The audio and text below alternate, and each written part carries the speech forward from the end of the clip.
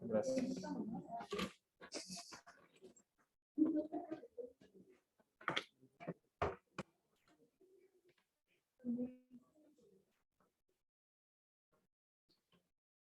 Bueno, hola amigos, buenas tardes. Vamos a iniciar el módulo de enfermedad renal crónica y a mí me toca dar la primera parte, que es la introducción y la fisiopatología de la enfermedad renal crónica.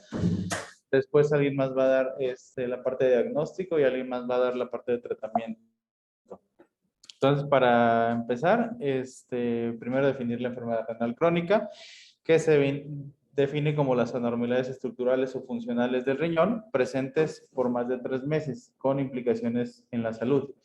Y la CADIGO en el 2012 la definió de esta manera y también definió algunos marcadores de daño renal, en los que pueden entrar la albuminuria, ya sea medida por albúmina en orina 24 horas, aclaramiento de relación de creatinina-albúmina mayor a 30 miligramos sobre gramo, alteraciones en el sedimento urinario, alteraciones hidroelectrolíticas, alteraciones determinadas por histología, determinadas ya sea por imagen o antecedente de un trasplante renal, o una disminución de la tasa de filtrado glomerular estimada menor a 60 mililitros por minuto sobre 1.73 metros cuadrados, que ya posteriormente también nos presentan esta tabla para categorizar a la enfermedad renal crónica en 2 rubros, de acuerdo a la tasa de filtrado glomerular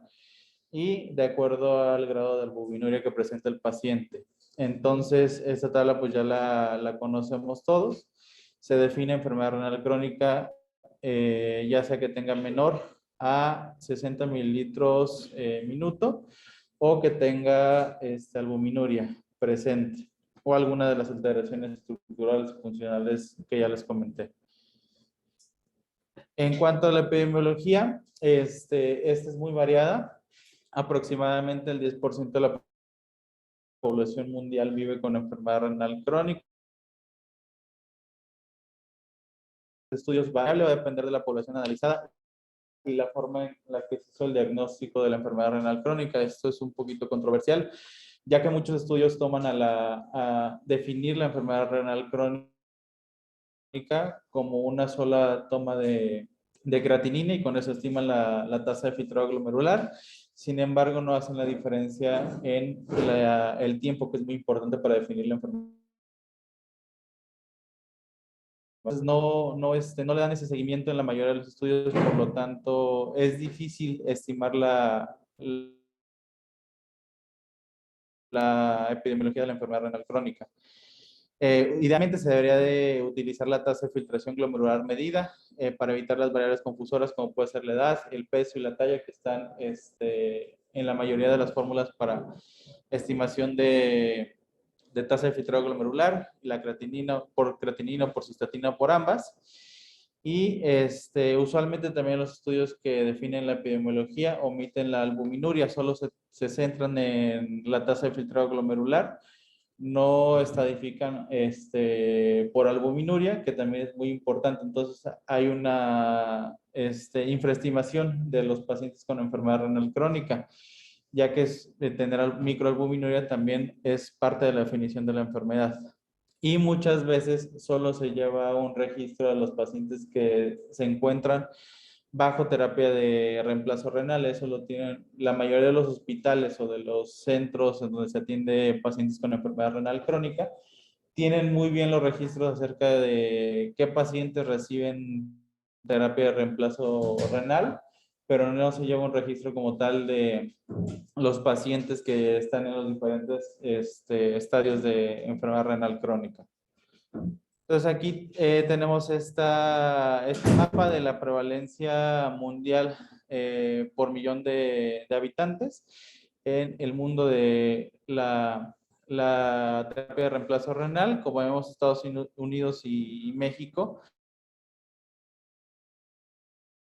tiene más de 1,000 pacientes por millón de habitantes que reciben terapia de reemplazo renal. países de África tienen tasas muy bajas o no tienen tasas reportadas de cuántos pacientes se encuentran bajo terapia de reemplazo renal. Y esto es muy importante, quiere decir que en México somos un país que tiene gran cantidad de pacientes con enfermos renales y la mayoría de los pacientes reciben, una gran mayoría están bajo terapia de reemplazo renal. Esta tabla es de el estimado de los pacientes que se encuentran o se encontraban en 2010 en terapia de reemplazo renal y los que se proyecta que va a haber para el 2030. Aproximadamente en el 2010, y los que están recibiendo y los que necesitan recibirla. En azul están los pacientes que la estaban recibiendo en el 2010, que son aproximadamente, esto es en Estados Unidos, 2.6 millones de habitantes. En el 2030 se proyectó a 5.4 millones y la necesidad es muchísimo más grande, de 9.7 millones en el 2010 a 14.5 millones en el 2030. Y las diferencias en cuanto al acceso que tienen los pacientes para la terapia de reemplazo renal en los diferentes países que tienen de bajo, media, media alta o que tienen altos ingresos. El 60% de los pacientes en países de altos ingresos reciben terapia de reemplazo renal, contra un solo 4% de los pacientes en países en vías de desarrollo que tienen bajos ingresos económicos reciben terapia de reemplazo renal. En México, el trasplante renal, este es un reporte del 2021 del Senatra, se reportaron que hay 17,102 personas en espera de un trasplante renal. Se realizaron 1,428 trasplantes de riñón. Prácticamente un tercio se concentró en el estado de Jalisco, un tercio en la Ciudad de México y el resto fue distribuido en las demás entidades federativas. Esto es muy importante porque por millón de habitantes yo creo que Jalisco es líder en trasplante renal en México, porque tiene muchísimos más habitantes que la Ciudad de México. Hay diferentes variables que van a alterar la medición o estimar la tasa de filtrado glomerular. Principalmente se estima por creatinina, por cistatina, por ambas. La creatinina va a estar alterada principalmente por la masa muscular, por la edad, el género o la etnia. Y la cistatina principalmente se va a alterar en estados proinflamatorios. La inflamación crónica ya dada por obesidad, por diabetes, por tabaquismo, por alteraciones tiroideas o por esteroides.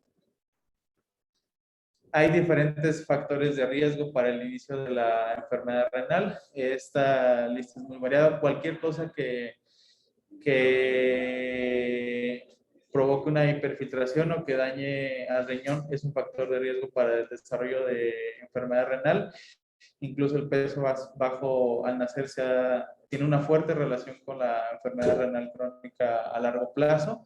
Enfermedades monogenéticas, enfermedades congénitas, la diabetes tipo 1, tipo 2. Como sabemos al diagnóstico, la mayoría de muchos pacientes con diabetes tipo 2 ya tienen un cierto grado de enfermedad renal. La hipertensión arterial, la obesidad, exposición prolongada a nefrotóxicos, los AINES, inhibidores de bomba de protones, agentes antimicrobianos, remedios caseros que pueden ser a base de plantas, químicos, metales pesados, radiación, el clima, por ejemplo, la exposición repetida al calor o la deshidratación. Se ha reportado cohortes principalmente de granjeros o personas que se dedican al sembradío de caña, de caña de azúcar, que se someten a periodos prolongados de exposición al calor y deshidratación que generan o desarrollan enfermedad renal crónica a largo plazo. Las infecciones agudas o crónicas, la infección por VIH, por hepatitis, malaria o algunas infecciones bacterianas o enfermedades inmunes predisponen a la enfermedad renal. Algunas neoplasias como el mieloma múltiple también es parte de el desarrollo de la enfermedad renal. Episodios de lesión renal aguda que se pueden presentar a lo largo de la vida condicionan a la disminución del número de nefronas funcionantes del riñón. El bajo peso al nacer, que también condiciona a un hipodesarrollo renal y un menor número de nefronas a nacer, también es parte del desarrollo de la enfermedad renal crónica y también la uropatía obstructiva, que también pues es parte del desarrollo de episodios a largo plazo de lesión renal aguda. Hay factores también contribuyentes que no son como tal iniciales, pero que al estar presentes condicionan el desarrollo de la enfermedad renal. El bajo peso al nacer, la obesidad, el embarazo, la diabetes, la lesión renal aguda y el envejecimiento. Todos estos promueven ciclos y ciclos de lesión renal aguda que exacerban la pérdida de nefronas a largo plazo. Y uno de los principales, pues, es el envejecimiento. Está reportado que hay una pérdida de nefronas a largo plazo y también de la tasa de filtrado glomerular a lo largo de la vida. En esta tabla podemos ver que en el percentil 50, donde está la mayoría de la población, iniciando con una tasa de filtrado glomerular aproximadamente de 120 mililitros por minuto a los 25 años, a los 70 años más o menos, o sea, solo por envejecimiento, prácticamente tienes un poquito menos de 90 mililitros minuto de tasa de filtrado glomerular. Esto es totalmente fisiológico, pero también se ha relacionado con el bajo peso al nacer. En promedio, las personas por riñón hay 1 millón de nefronas, que puede ser desde 200,000 hasta 2 millones. Esto se relaciona mucho con el bajo peso al nacer. Y las personas que tienen bajo peso al nacer, por ejemplo, pueden estar en unas percentilas mucho más bajas de tasa de filtrado glomerular a los 25 años.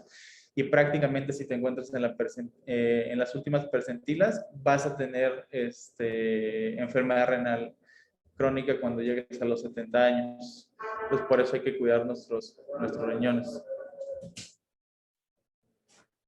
La pérdida de nefronas se ve desencadenada por diferentes mecanismos.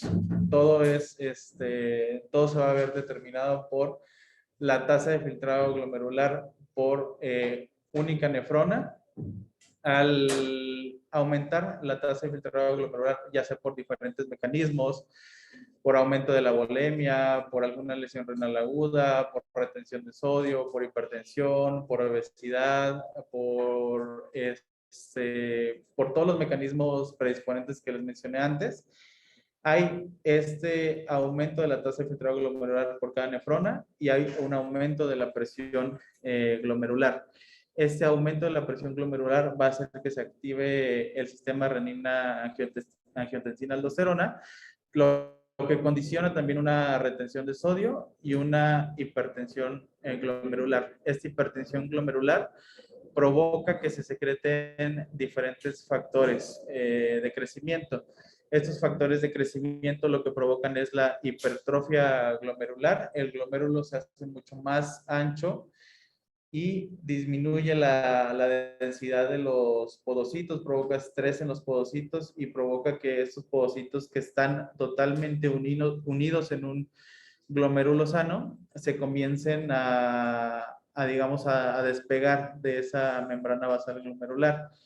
Y esto es lo que provoca la filtración de proteínas, de eritrocitos, que no deberían de estar filtrándose a través del glomérulo.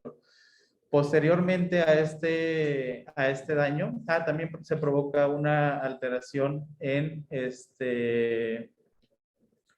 en las células epiteliales parietales. Esta alteración en las células epiteliales parietales provoca que por cambios inflamatorios no se deriven como tal a pocitos, sino que se deriven hacia fibroblastos. Entonces, esto provoca una fibrosis glomerular o una fibrosis tubular, lo que va a condicionar el daño al órgano a largo plazo. Y esta fibrosis provoca una cicatrización, una fibrosis intersticial, disminución de la tasa de filtrado glomerular y todo este ciclo se va repitiendo hasta que la tasa de filtrado glomerular quede disminuida o vaya disminuyendo. Y es uno de los mecanismos por los cuales uno de los tratamientos son los IECA, que disminuyen la presión intraglomerular para tratar de que ese daño no se vea tan acelerado. Y esta es una diapositiva que muestra las interacciones entre el tejido adiposo, el microbioma y el riñón. Entonces, tenemos que el tejido adiposo secreta diferentes factores, principalmente leptina y disminución de la adiponectina. Esos factores son proinflamatorios que provocan un desbalance en el microbioma. Este desbalance en el microbioma provoca también una reacción inflamatoria consecuente y esa reacción inflamatoria consecuente va a provocar producción de toxinas urémicas que se van a acumular en la sangre y esas toxinas urémicas y esos productos inflamatorios van a llegar al riñón, lo que va a provocar que los procesos podocitarios disminuyan tanto su densidad como se empiecen a despegar, digamos, de la membrana basal glomerular, provocando también esa albuminuria. No sé si hasta aquí tenga algo que decirlo o continúo. Sí. No. Como parte de las complicaciones sistémicas de la enfermedad renal crónica tenemos varias, ya que el riñón interviene en diferentes homeostasis en el cuerpo. Una es la homeostasis sanguínea, la integridad ósea, el equilibrio ácido-base, el equilibrio hidroelectrolítico y el control de la presión sanguínea. Además, en la enfermedad renal crónica se produce dilipidemia, hiperuricemia y hipertensión que aumenta el riesgo cardiovascular a largo plazo y es una de las principales causas de mortalidad en la enfermedad renal crónica. El desequilibrio hidroelectrolítico se puede presentar en cualquier estadio de la enfermedad renal crónica y tiende a ser más severo con la disminución de la tasa de filtrado glomerular. La hipovolemia o hipervolemia, aquí es hipervolemia, puede ser asintomática o se puede manifestar en diferentes formas. Una de esas formas de manifestación de la hipervolemia es la hipertensión, el edema o puede manifestarse como disnea. Y la disminución de la tasa de filtrado glomerular produce una disminución consecuente en el sodio tubular. Esta disminución del sodio tubular disminuye a su vez la excreción de potasio a través de la orina y esto es el mecanismo por el cual se produce hipercalemia en la enfermedad renal crónica. La anemia también es una parte importante de la enfermedad renal crónica. La mayoría de los pacientes con enfermedad renal crónica presentan anemia y esto se ve causado por la disminución en la producción de eritropoyetina, disminución de la vida media de los eritrocitos, disminución de la absorción de hierro mediada por hepcidina y pérdidas también sanguíneas en pacientes que ya se encuentran en hemodiálisis. La hepcidina, como sabemos, es un producto hepático que nos ayuda a la absorción de hierro y la producción de hepcidina se encuentra aumentada en estados proinflamatorios. Creo que sí se aumenta.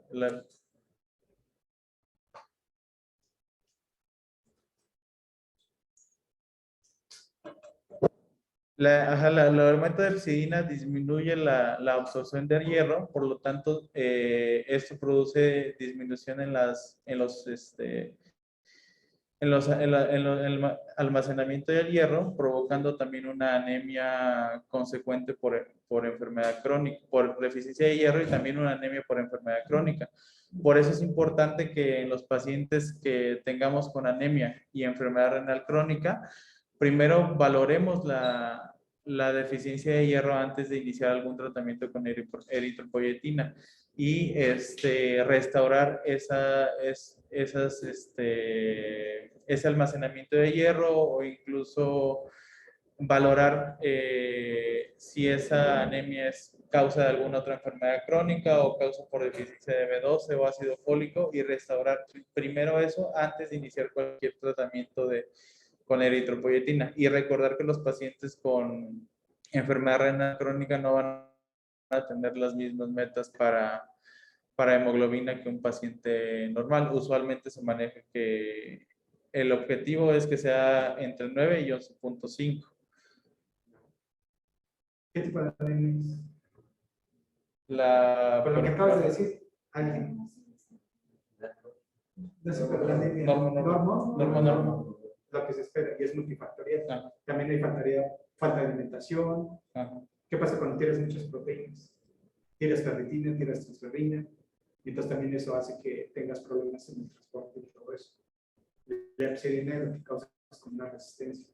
Ajá. Como mencionaste, la absorción de hierro. Pero realmente es multifactorial, pero no es 9.5 lo mismo que buscamos. ¿Cuánto es? Y es digo que dicen, es la Biblia para nosotros. 11 y 12 gramos. Ya las latinoamericanas dicen que de a partir de 10.5 gramos. Se puede considerar. Y también te dicen que a qué tú debes, y eso depende de dónde vivas, decidir si la hemoglobina puede ser 10.5 hasta 10, y en qué pacientes puede ser 10 en la Ciudad de México, y en qué pacientes puede ser hasta más alto de 12, ya sea por enfermedad o por donde viva. ¿De qué depende que tu hemoglobina sea alta o sea baja normalmente? De la concentración de oxígeno en el ambiente. Exacto. Entonces, ¿qué esperamos para la Ciudad de México? 12 gramos. ¿Qué esperas para la playa? 10 gramos puede estar bien el paciente. Entonces tienes que realmente verlo. Pero si te vas a Cusco, que son mucho más altos y todo eso, a lo mejor 11, 12 no será suficiente. Si tu paciente es epoposo, que maneja hemoglobinas de 20, después está manejando 10, híjole,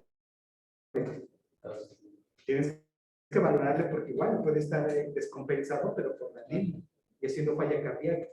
O sea, a lo mejor tendrías que tenerlo en 3, en 14. Pero eso es ya algo así de individualizado. Exacto, muy bien al paciente y de ver realmente la mayoría entre 10.5 y 12 gramos. Okay. Entonces, por ejemplo, para un paciente en terapia de diálisis, o sea, porque tiene anemia por diferentes mecanismos, tanto por pérdidas de hierro, por aumento de oxígeno, retención de movilización de hierro, por nutrición. Ahora tiene disminución de la vida media y una disminución de la producción por disminución de eritropoyetina. A esos pacientes que se les deja utilizar eritropoyetina para aumentar la producción. ¿Con qué? ¿Cuál es el derecho? ¿Cuál es de manera de ferritina que yo tengo que valorar? O de transferrina para decir si ocupa o no suplemento de hierro intravenoso asociado a o siempre se puede. Hierro, valoras ferritina, transferrina y porcentaje de saturación de hierro en las 10. No te dicen que valores ni cuánto de hierro tiene, ni nada de eso. Nada más esos tres. Esos tres son ferritina y transferrina. ¿Cuál es lo normal en alguien sano? 100. ¿No? Y transferrina. Sí. Es igual, sí, me parece. Entonces, porcentaje de saturación debes de tener más del 25%. Ferritina, transferrina en renales, 200 como mínimo. Entre 200 más.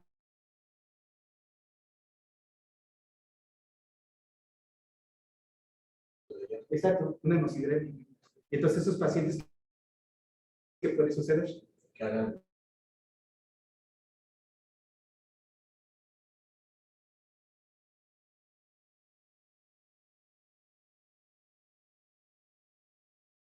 hemosideremia. Entonces, el tejido no permite que saques la cantidad de hierro que tú requieres. Y si le metes más hierro, se va a ir a los tejidos.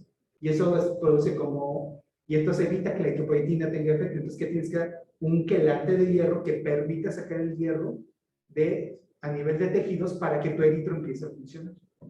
Porque por más eritropoyetina le pongas más hierro, No va a responder. no te va a responder. Y vas a tener mayores depósitos en hemosideremia. O sea, que está vigilando, en un reloj que está vigilando, o sea, que lo tengo con sustitución de tengo que estar vigilando en qué momento sí me conviene o en qué momento no me conviene. Tienes que vigilar hierro con esos tres, la cantidad de hemoglobina que se mantenga estable, y si no, pues tienes que ir haciendo variaciones. ¿Y cuándo es el momento en el que consideras ya iniciar una terapia con eritropoyetina basado solo en el nivel de todo? En el nivel de hemoglobina. Cada libro no dice cuándo, y las que sí dicen son las guías latinoamericanas. Esas te dicen que a partir de 10 gramos puedes iniciar. Tú lo valoras en tu paciente. Si ves que con 10 ya tienes datos de falla cardíaca, pues ya. Okay. Pero hay gente que incluso lo aguanta hasta con 10 sin problema, y hay gente que con 10.5 lo inicia. Pero yo te diría que con 10, mira, tranquilamente, sin irte ni un lado ni al otro, lo inicias. Para llevarlo entre los 5 o 6 gramos. Pero lo que dicen, antes de poder iniciar el eritro, ponle hierro. Si le pones hierro, pues iniciar a la misma par eritro. Hay gente que se espera y luego le inicia eritro. Y en temporalidad sería más o menos entre el inicio de hierro o inicio de eritro. Lo que tú quieras, hay gente que lo inicia al mismo tiempo. Sin problema. ¿Qué haría yo? Yo lo inicio al mismo tiempo. Le meto el hierro y le inicio el eritro. Tanto la cara, o sea, el hierro te va a dar niveles serios, pero la eritropoyetina de pautas, si es algo aumentada. Lo que pasa es que tú no sabrías, a menos que midas niveles de eritropoyetina, cuánta eritro tienes circulando. ¿Y eso se hace? No. Vienen de anticuerpos contra eritropoyetina, eso sí. Pero es cuando vas estudiando porque tienes anemia, ya todos los factores de inflamación los mejoraste a tu paciente, y aún así no sube tu hemoglobina. Y entonces, ¿qué te queda? Si haces anticuerpos contra eritropoyetina. Los niveles de eritropoyetina no se miden normal, no se miden, solo con fines de investigación. Entonces, ¿qué es lo que haces? Pues bajas a 10 y le inicias a eritro. ¿Vas a hablar algo de eso? O sea, es que la primera parte de enfermedad renal crónica es la introducción y la fisiopatología, y mañana le toca a alguien. Y después alguien más habla de... No, mañana es diagnóstico y pasado es tratamiento. Ok, pues fisiopatología. Ajá. Entonces solo es como la parte introductoria. El trastorno mineral óseo está dado por diferentes factores. El principal factor por el cual se está dado es por las alteraciones hidroelectrolíticas que se presentan, principalmente una disminución en el nivel de fosfato y un aumento en el nivel de calcio. La disminución del nivel de fosfato lo que provoca es un aumento de la secreción de PTH. Este aumento de la secreción del PTH lo que provoca es una resorción ósea, y esta resorción ósea provoca aumento consecuente en la liberación de calcio hacia la circulación. También la inflamación crónica que provoca la misma enfermedad renal crónica provoca un hipogonadismo secundario. El hipogonadismo secundario aumenta la expresión de RANG ligando en los osteoclastos. Estos, al tener aumento de la expresión de RANG ligando, provocan su misma activación, digamos, provocando una resorción ósea mayor.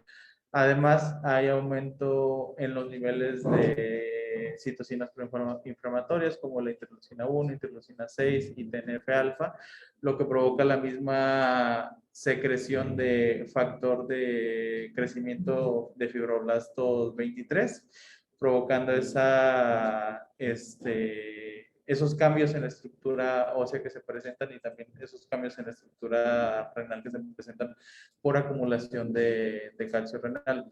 Además, se encuentra disminuida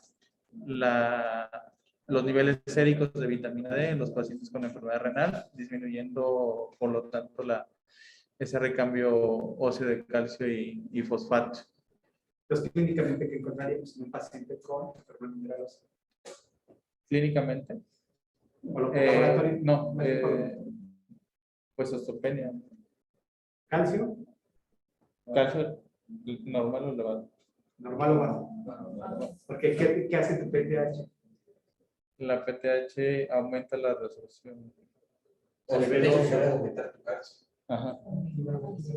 Pero, O sea, aumenta la resolución, no sé. y la calcio, y el fósforo se eleva Se por eleva. la resorción y la mayor absorción en el intestinal de fósforo. Entonces, lo normal es encontrar ya sea calcio normal o bajo y un fósforo normal o alto. Con vitamina D baja y PTH alto. Eso sería lo normal. Si nadie le mete la mano y lo deja en paz, así es como lo vas a encontrar. Es por lo que mencionaste. Aparte, ¿qué pasa? Porque cuando la vitamina D baja, no solamente pasa eso, sino todos los receptores a nivel de PTH, a nivel de paratormonas, se internalizan. Y entonces la respuesta al inicio puede ser baja y una respuesta alta, hasta que esos receptores van saliendo del tratamiento. También es parte del mecanismo de lesión que existe. A nivel, la PTH, ¿dónde actúa en el hueso? En los osteoclastos. En los osteoblastos. Habla. Y entonces hay sí, una sí, mayor sí. resorción y hay una mayor construcción. Entonces aquí, así para los osteoclastos, que aumenta la destrucción completa. Y por ende, supone que el osteoblasto lo alcanzaría, no lo alcanza. Y entonces eso te lleva a un problema, puedes tener problemas de mineralización. Entonces, como puedes tener una osteopenia, como puedes tener un hueso normal o una osteoporosis. Eso va a depender mucho de realmente cómo se encuentre, pero puedes tener los tres mecanismos. De hecho, mucho se sugiere que hagas biopsia. Pero no es el tema, pero hay indicaciones para biopsia de hueso. Entonces, eso es lo que tendríamos que hacer. Entonces, bajo este mecanismo, ya lo que vamos a ver más adelante, ¿cuál es el primer tratamiento que iniciaríamos en estos casos? Ajuste de la dieta, aunque ahora se está viendo que no tanto, ¿eh? Hay muchos que están reportando que aunque ajustes, por muy poco que haya de fósforo, el cuerpo lo absorbe al 100% y te lleva a niveles altos de todas maneras. Por eso te dice que aparte, bueno, que ya en el caso de tratarios, asocies ya algo que el antes de fósforo con la alimentación. Entonces lo que dicen es que hay que dar vitamina D. Policalciferol. Y ya que lo activas, valoras otra vez, vuelves a hacer una segunda intervención.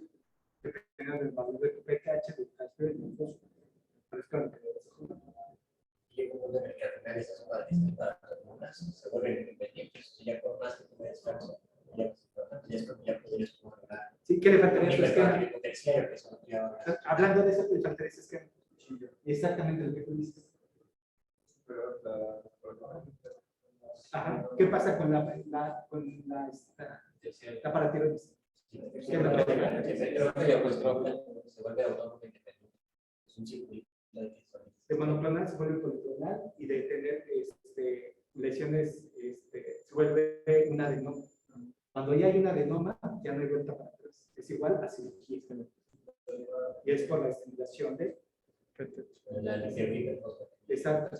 Y entonces, en ese momento es cuando tú dices, bueno, ya, por más que le haga, eso va a seguir produciendo PTH hasta cierto. Y eso va a seguir produciendo lo que decíamos la internalización, no que no tenga respuesta a tratamientos incluso. Pueden ser análogos. ¿Y qué nos faltaría? El sensor de calcio.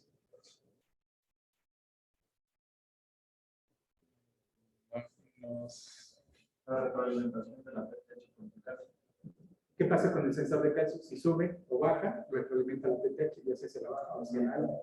Okay. Y es el otro sensor que entra ahí, porque hay un tratamiento que dirige el sensor de calcio, un calcimiento. Entonces, ¿qué pasa si el calcio está elevado? La PTH disminuye, si está bajo.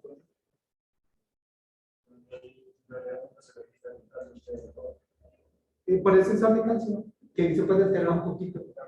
Nunca se registra que Entonces, pero se sigue, así sigue uniendo el caso.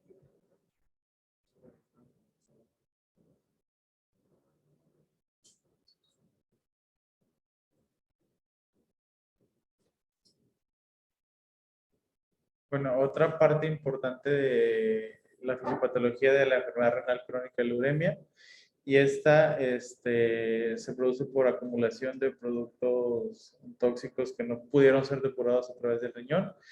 Provoca una acidosis metabólica. Esta acumulación de toxinas urémicas pueden actuar como neurotransmisores a nivel cerebral.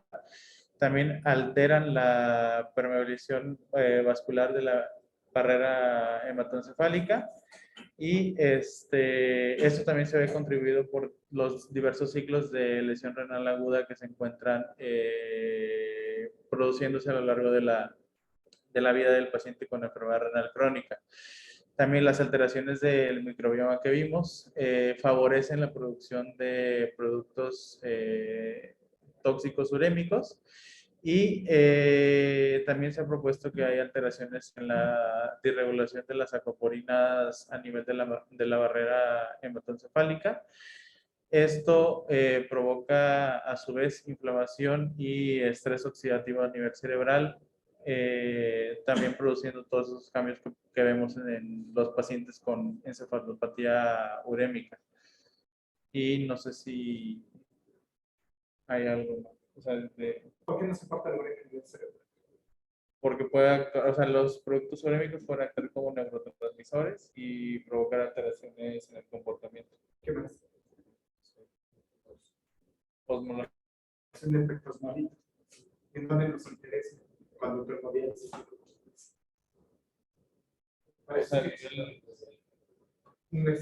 Ya es muy raro que te dé un postdialítico hoy en día, porque se supone que para eso prescribes. Pero en un postdialítico que hay, si tú sacas más del 30%, ¿vale? Sí, Disminuye el flujo. pero como unos molitos, si sale de la neurona de forma rápida, ¿qué pasaría con esa neurona? Se deshidrata. Se deshidrata, ¿qué cambios esperas? Neurológico. Ok. Estupor, O sea, todos los síntomas neurológicos. irritación, crisis convulsivas, que es lo convulsivas, que te coma. reportan un síndrome postdialítico. Realmente no te importa la uremia, no te puede llevar a crisis convulsivas en la uremia. Es lo único que tú veas o estados de alteración del estado de alerta. Es como la uremia realmente te producía Bueno, y finalmente, este es como a lo largo de la vida del paciente con enfermedad renal crónica, los cambios que pueden encontrarse. Tenemos que los pacientes sin útero, principalmente la desnutrición materna o alguna enfermedad materna, cambios genéticos pueden provocar disminución en el número de nefronas o disminución en la formación del riñón. Ya en la infancia o en sí, en la infancia hay cambios por diferentes infecciones, exposición a fármacos, anormalidades congénitas del tracto urinario que se pueden presentar, y esto provocar ciclos de lesión renal.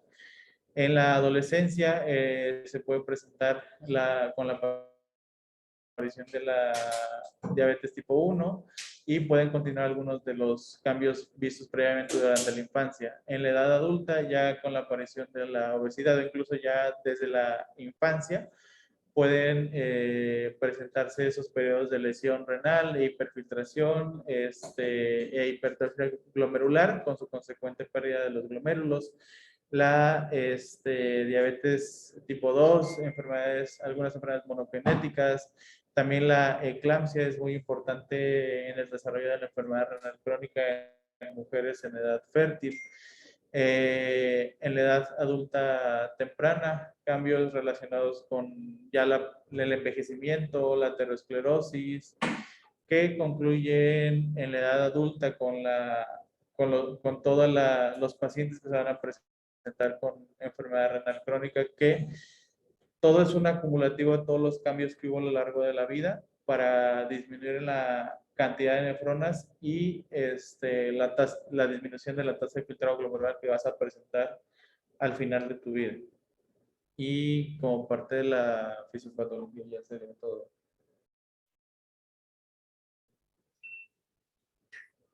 ¿Algo más? Menos quisiera agregar la parte, como dice María, algo. O sea, que el diagnóstico final es es una alteración funcional y o estructural en una resistencia mayor a 3 meses. Entonces, no necesariamente nos tenemos que dejar ir solo por la disminución de la tasa de filtrado glomerular. O sea, hay otros marcadores, como el principio, que su persistencia trata de una alteración de la función. Entonces, están pendiente de eso. ¿Qué será importante de lo genético? Recapitulando lo que dijo. O sea, pacientes con, por ejemplo, la rotura o así, esos pacientes ya tienen Enfermedad renal crónica. aunque no tengan alguna otra Funcional, o sea, ya tienen estructuras. Alteraciones genéticas previas que alteran directamente al riñón son pacientes que se van a desarrollar. Digo, a nosotros no nos importa porque somos adultos, pero ya viendo la adulta ya nos interesa. Bajo peso al nacer. El número de nefronas son mucho menos. Esos pacientes debutan con falla renal crónica a los 20 años. La hipoplasia renal a los 20 años que está debutando con daño renal y puede iniciar con hipertensión, que es como nuevamente los vemos. Y como mencionaba, lo importante de esta perspectiva está bonita. No más que obesidad, yo la subiría ya a diferentes edades. Desde la infancia. Exacto. Ya la obesidad puede provocar lo que es ahí una focal segmentaria secundaria, que puede empezar con proteinuria en rangos nefróticos y se manifiesta como un síndrome nefrótico incompleto. Por rebosamiento del aumento de la tasa que estás exigiendo a la nefrona, la estás lesionando de forma constante. Y obviamente que algunas enfermedades, como por ejemplo en Sudamérica, los trabajadores Sí, de caña de azúcar. no, pero consumían aparte una fruta que se llama fruta bomba. Y esa fruta bomba es nefrotóxica. Y tomaban litros por la deshidratación. Con la combinación de los dos. Exacto. Así de acababa con ellos. También es muy común que en China hay varios tés. El té rojo produce daño renal directamente como tal.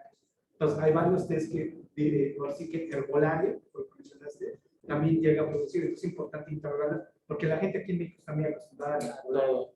Entonces, la otra, ¿quiénes son los fisicoculturistas? También. Las dietas casi basadas en proteína. También. Con esteroides, con creatininas. Me tengo una pregunta. En sí, porque es de un paper que salió que mencionaba que la verdad es que no había mucha relación entre un consumo alto de proteína con el desarrollo de la nefrónica. Allá el grado de proteína es el consumo. No, el consumo no. Para eso necesitas tener lo que él dijo, un Pero factor ya genético. necesitas tener una visión. Exacto. Que te la pierdas y ahora sí, ya fumándose, Exacto. ya perpetúa. Pero sí, si tu riñón está sano, tu consumo puede ir hasta 2.5 gramos. Podrías aumentarlo y no tener problema. Pero necesitas tener una condición preexistente, que puede ser condición genética, que puede ser hipoplasia renal, que puede ser una disminución de nefronas por alguna otra causa. Tuviste falla renal aguda de defensa, tuviste malformaciones, cosas de ese tipo que ya te predisponen a. Y aparte, por el estudio con tres cantidades de fisiculturistas que o se deshidratan en las sesiones de ejercicio, episodios repetitivos de reuniones, condición renal, con es otra. Nosotros, por ejemplo, tenemos pacientes de condición renal aguda y decimos, ya salió que se vaya a su casa, todo bien. Pues aquí tuvieron ahora un fisicoculturista, ¿sabes?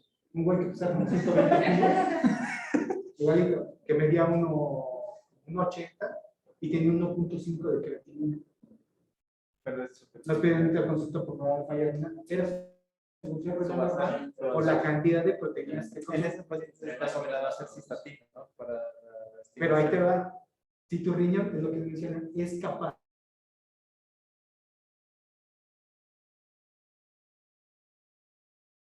tiene que ir a En realidad, No quiere decir que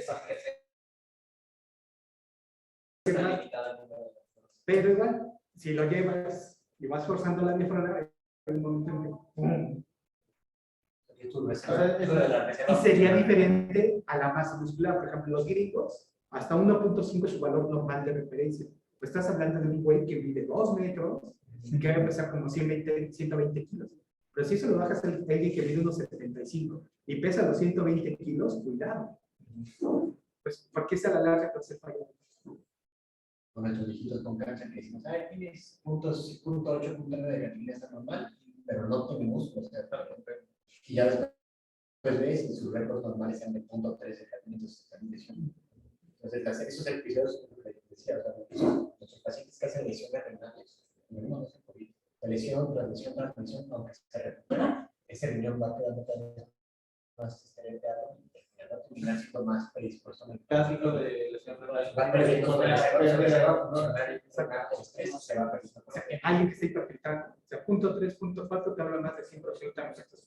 Ese güey o esa mujer hace falla renal. Entonces, lo que tienes que hacer es que esa depuración baje un valor normal y buscas el factor que te condiciona. Hay hiperfiltración. Sobre lo que estoy comentando, los diversos factores que afectan al riñón, el riñón tiene la capacidad de compensar y es mediante la filtración. Entonces, ya sea malformaciones, hipertensión, obesidad, etcétera, hacen que el riñón tenga que compensar ¿Y cómo lo compensa? ¿vale? Con aumento aumento del flujo, ¿no? De la arteriola aferente y la aferente, eferente hace vasodilatación y Pero vasoconstricción. entonces, cuando este estímulo es muy importante o cuando se agregan otros factores, ya sobrepasan esa capacidad que tiene el riñón de compensar y empiezan a tirar proteínas. Y entonces el grado de proteínas que tira este paciente es directamente proporcional con ¿Qué pasa con los abuelitos? ¿Vale? ¿Qué pasa con los abuelitos? ¿Por qué no les das AINES? Porque inhibimos esta regulación. Los AINES que inhiben. Las prostaglandinas y las prostaglandinas. Ok, Y entonces creo que actúa la diferente, cierra la que sigue y aumenta la presión intraglandular. ¿Qué hacen los abuelitos con las arteriolas? Inhiben, aumenta el nivel de prostaglandinas a la arteriola aferente para mantener vasodilatación. Entonces, si les das un AINE, inhiben las prostaglandinas y se te cae. Ese es el problema con los abuelos. Bueno, por ejemplo, doctor, con estos pacientes, con estos usuarios de gimnasio, está bien escrito que los suplementos alimenticios se pueden dividir en de alto valor biológico o aquellos en los que hacen el supuesto como spike, en el que solo meten compuestos nitrogenados y al momento de venderlos no es lo mismo que una proteína de suero de leche a una proteína que son solo compuestos nitrogenados. Entonces también tiene alguna repercusión directa, supongo, en la cantidad de cómo lo consumen. Es que fue lo que dijo, necesitas una lesión preexistente o un factor genético preexistente, o lo que él mencionó, que era factores de medio ambiente. O sea, si tú eres una persona normal, que no tienes ningún problema, no tienes alteraciones, no te va a pasar nada. Pero si tienes obesidad, familiares diabéticos, hipertensos, ya tienes algo que te puede condicionar que tengas una lesión. Porque si no, todos los psicoculturistas tendrían daño renal. ¿Sí? Pero igual, lo sano es que todos deben de tener una evaluación antes de iniciar y para evaluaciones anuales de función renal. Para el momento que pasa. ¿Por qué? ¿Qué pasa cuando tú le agregas esteroides? Puedes tener resistencia a la insulina. Y si tienes resistencia a la insulina, puede haber daño renal. Y ahí está tu condición preexistente.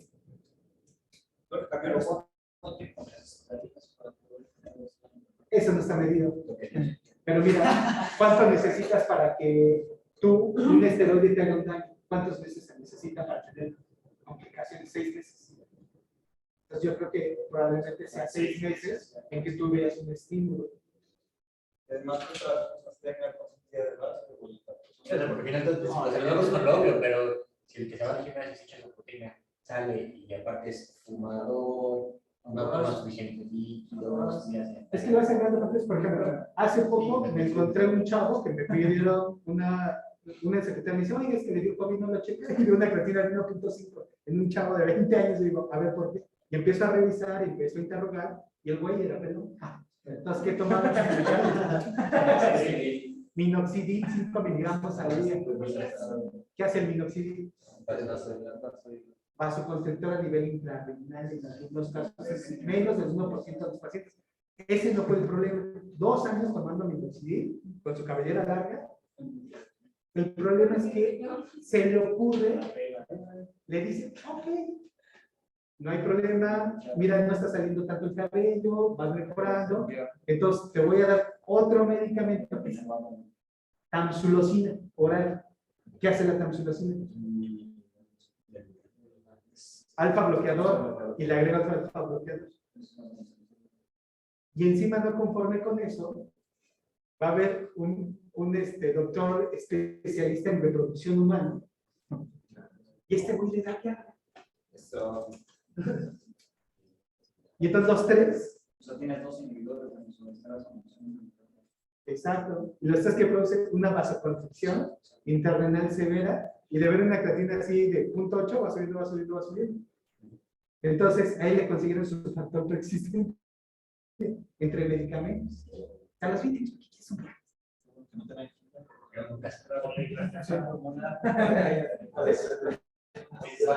Aplicas el que no puede, sino el que quiere más, pero dices,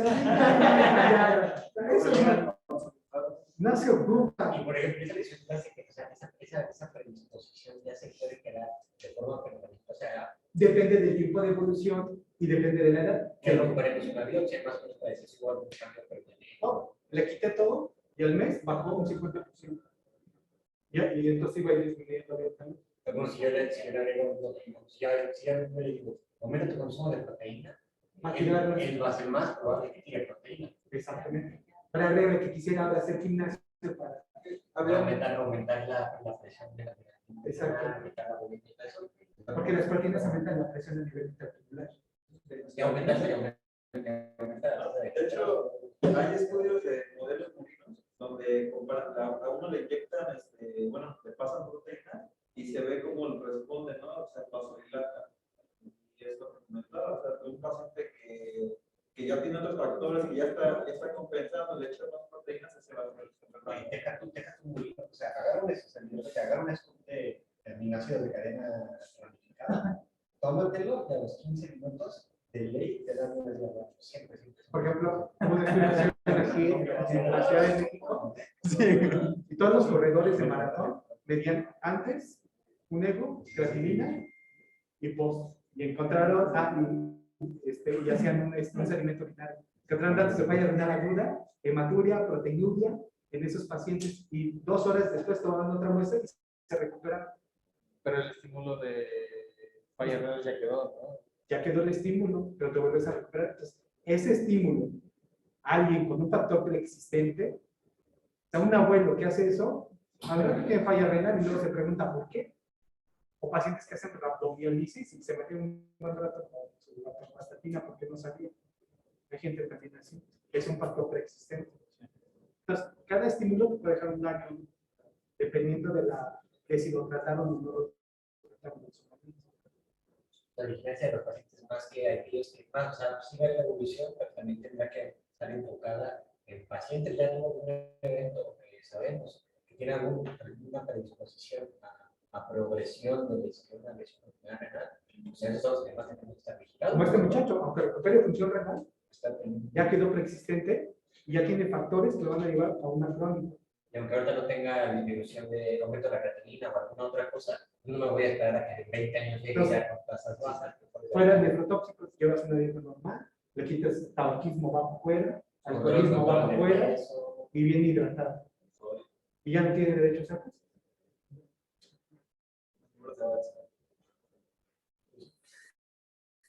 Porque ¿qué pasa cuando haces muchas pesas? Que es el problema de los fisicoculturistas, de los que no saben. Haces abdominolisis transitoria. Y eso, exacto. Que te duelen mucho los músculos, eso está mal. Y aparte es gente que no toma agua durante los ejercicios.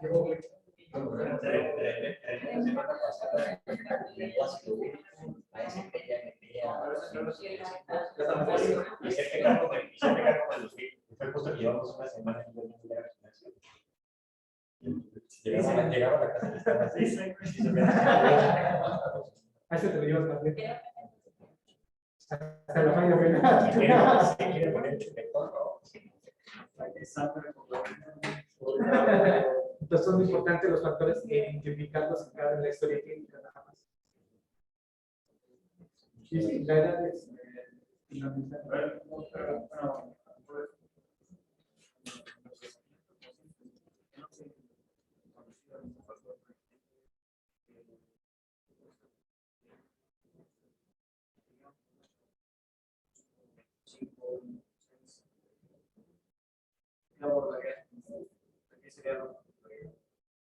Pues que es la causa, si tiene causa para biopsia, o sea, si no lo puedes biopsiar, pero es una libre evolución. Lo vigilas en 3 meses. Si lleva una creatina elevada, tienes que verificar que esa creatina sigue elevada en 3 meses. Si tiene proteinuria, tienes que verificar que en 3 meses está elevada. Si puedes algún factor de riesgo compensarlo, lo compensas en ese momento. O por ejemplo, si tú consideras en algún punto que no tiene nada, no considero que esta proteína sea un verdadero reflejo de la dificultad del metalite, hacer alguna prueba con insulina o cistatina. En cuide cistatina, sí, valores. Por ejemplo, es muy dado que te lleguen para evaluación renal de gente muy joven o gente muy grande. Entonces, depuración, cistatina C, creatinina y sacas tasa de filtración, sacas depuración por creatinina, cistatina, por cistatina sola, y sacas y la depuración y valoras todos esos factores. Y estaba alta porque estaba fallando esta, pero la verdad es que podría estar. Este muchacho hace mucho ejercicio, 6 horas de ejercicio diario y termina su consumo de calorías.